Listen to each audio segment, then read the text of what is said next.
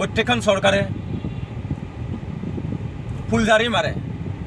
হাই friends, আজি happy Diwali, সকলোকে দিৱালীৰ শুভেচ্ছা জনালোঁ।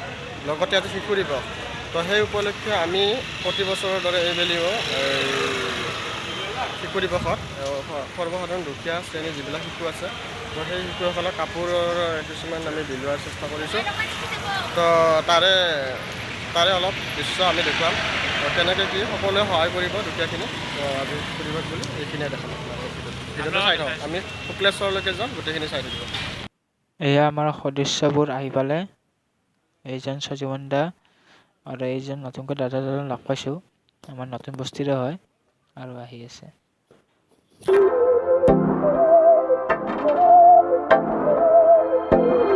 बहकी सभी जुबां है, हम हैं हजारों में, अब की कमी जरा है, हर चीज खास है, अब है जो है वो समा है, तुम रह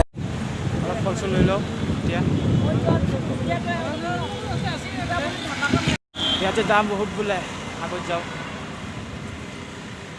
500মান আপেল লৈ লওঁ, মানে যিখিনি দুখীয়া শ্ৰেণীৰ মানুহ আছে সেইখিনি দিব লাগিব ন, মানে লৈ লওঁ।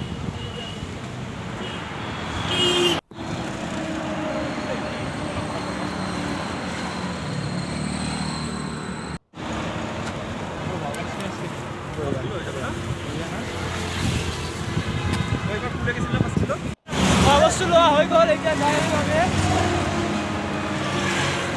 গাড়ী চলাই যাওঁ, গাড়ীত বহোঁ আৰু বস্তুখিনি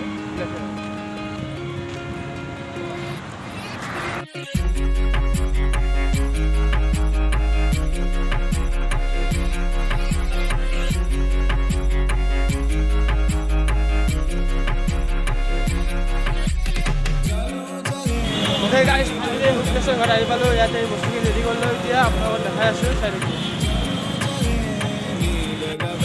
গাড়ী শুক্লেশ্বৰ ঘৰত আহি পালোঁ, ইয়াতে বস্তুখিনি ৰেডি কৰিলোঁ, এতিয়া আপোনালোকক দেখাই আছোঁ, চাই থাকিব।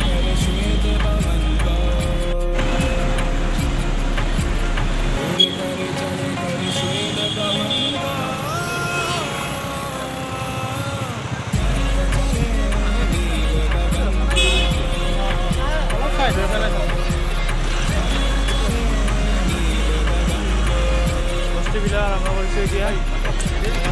सामान 500 चली तो भाई चलो कि तेरा तो भगा मैं तेरी सांस में कैसा भूला भाई जादू सा है कुछ सवा में झंझट से वो पड़ोसी का पीछे दुनिया करने सोचे कैसे दुनिया मुझे करने चारों की है जड़वे ये जो चमत्कार के और आमा मास्टर मार लो, जो कई मामा इधर मास्टर मार लो।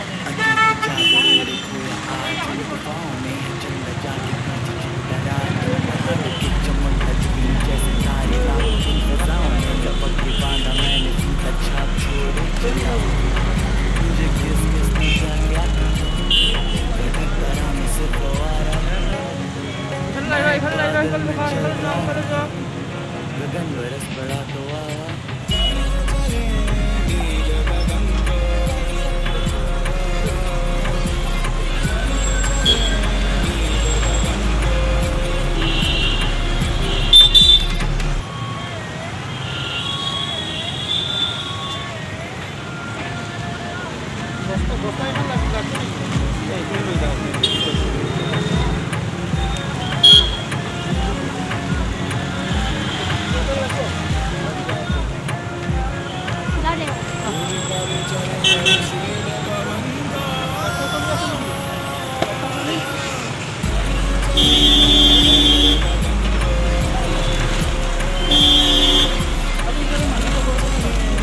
নাই, এইফালে মানুহ নাই, বেছি নাই।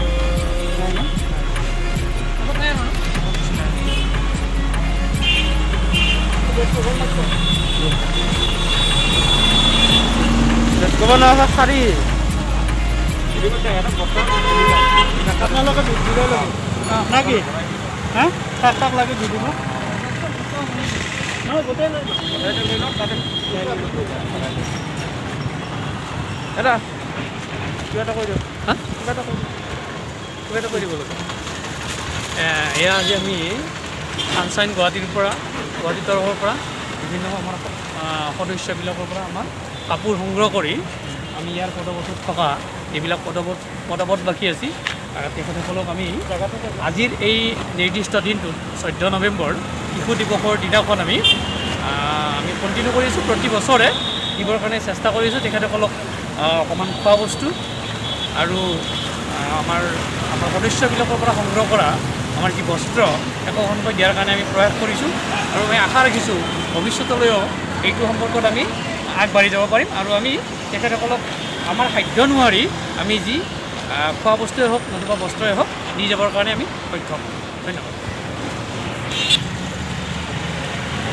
আমি প্ৰত্যেক বছৰে মানে বিগত বৰ্ষৰ পৰা ছানশ্বাইন গুৱাহাটী আৰু লগতে সমন্বয় সামাজিক সাংস্কৃতিক গোষ্ঠীৰ তৰফৰ পৰা পশ্চিম বৰাগাঁও স্থিত দুটি অপেচাদাৰী সাংস্কৃতিক আৰু সামাজিক গোষ্ঠী আমি দ্বিতীয়ভাৱে প্ৰচেষ্টাত প্ৰতি 14 নৱেম্বৰৰ দিনাখন যোৱাবাৰৰ পৰা আমি আৰম্ভ কৰিছোঁ। আমাৰ যিবিলাক ব্যৱহাৰ উপযোগী পুৰণি কাপোৰ থাকে সেই পুৰণি কাপোৰসমূহ তথা কিছু ফল মূল যিখিনি পদপথৰ বাসিন্দা আছে বা শিশু আছে সেইখিনিৰ কাৰণে কিছু যোগান ধৰাৰ ব্যৱস্থা কৰিছোঁ আৰু সদায় ৰাইজে আমাক সহায় আগবঢ়াইছে।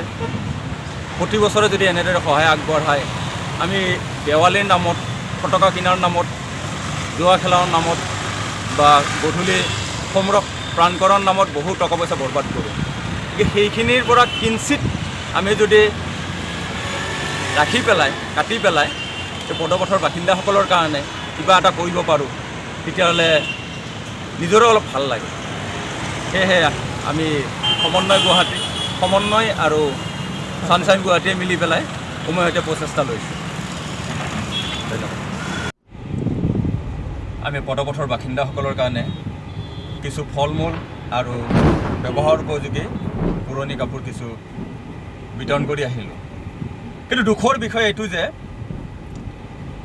স্বাধীনতাৰ আজি 70 বছৰ পিছতো কোনো এখন চৰকাৰে পদপথৰ বাসিন্দাসকলৰ কাৰণে একো এটা কৰা দেখিবলৈ নাপালোঁ। প্ৰত্যেকখন চৰকাৰে ফুলজাৰি মাৰে, ঘৰ দিছোঁ দুখীয়াক, খাবলৈ দিছোঁ, কিবা দিছোঁ, বহুত কিবা কিবি দিছে।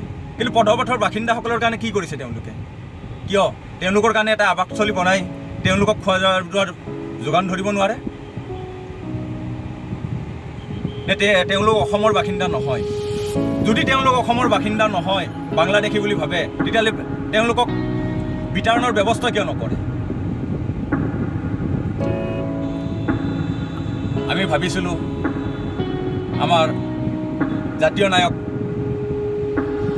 বৰ্তমানৰ মুখ্যমন্ত্ৰী অসমৰ আনন্দ সৰ্বানন্দ চৰকাৰ আহিল, তেখেতৰ দিনত কিবা এটা পৰিৱৰ্তন হ'ব। কিন্তু ক'ত? সেই পদপথৰ বাসিন্দাসকলৰ একো পৰিৱৰ্তন দেখোন দেখিবলৈ নাপালোঁ আৰু যে ভৱিষ্যতে পাম তাৰো আশা একেবাৰে খিনিয়ে দিছোঁ। আচলতে আজি যথেষ্ট আৱেগিক হৈ পৰিছোঁ। এইটো কাৰণে যে আমি ছানশ্বাইন গুৱাহাটী আৰু সমন্বয় সাংস্কৃতিক গোষ্ঠীৰ সদস্যসকলে আমাৰ সেই অঞ্চলৰ বিভিন্ন মানুহৰ পৰা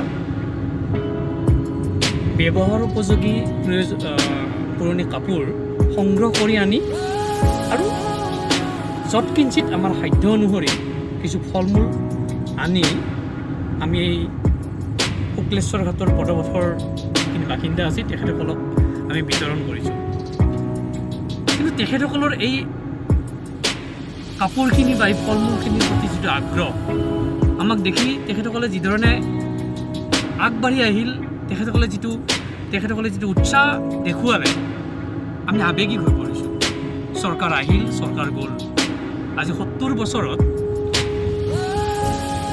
কি কংগ্ৰেছ, কি AGP, কি BJP, প্ৰতিটো ৰাজনৈতিক দলৰ চৰকাৰ হ'ল, কিন্তু এইখিনি আমাৰ ভাই ভনী মানুহৰ কাৰণে কোনো এখন চৰকাৰে এটা সুস্থিৰ সিদ্ধান্ত মৰ্মে এটা সুন্দৰ পদক্ষেপ লোৱা দৃষ্টিগোচৰ নহ'ল। বিভিন্ন সময়ত বিভিন্ন দল সংগঠনে এই পদপথৰ বাসিন্দাসকলক লৈ কেৱল ৰাজনীতি কৰাহে দেখা পাব। আমি আশা ৰাখিছোঁ বৰ্তমানৰ চৰকাৰে ভৱিষ্যতত এই পদপথৰ বাসিন্দাসকলৰ প্ৰতি অলপ সহৃদয় হৈ অন্ততঃ তেখেতসকলৰ বাবে এটা যদি আৱাস গৃহ নিৰ্মাণ কৰে, তেখেতসকলৰ বাবে যদি দুবেলা দুমুঠি অন্নৰ ব্যৱস্থা কৰি দিয়ে, আমি ভাবোঁ সৰ্বানন্দ সদায় অসমৰ প্ৰতিজন মানুহৰ বাবে আনন্দৰ উৎস হৈ থাকিব। ধন্যবাদ। ৰাইজ আপোনালোকে দেখাই পালে, যিখিনি পাৰিছোঁ আমাৰ ফালৰ পৰা সহায় কৰিছোঁ। যদি কোনোবাই যদি সহায় কৰিব বিচাৰে, চানচান গুৱাহাটীৰ আপোনালোকৰ তাতে একাউণ্ট নম্বৰ দিয়া থাকিব। যদি কোনোবাই দিব বিচাৰে তাতে দিব পাৰে। আৰু যদি ভিডিঅ'টো ভাল লাগিছে লাইক কৰিব, কমেণ্ট কৰিব আৰু চেনেলটো ছাবস্ক্ৰাইব কৰিব নাপাহৰিব।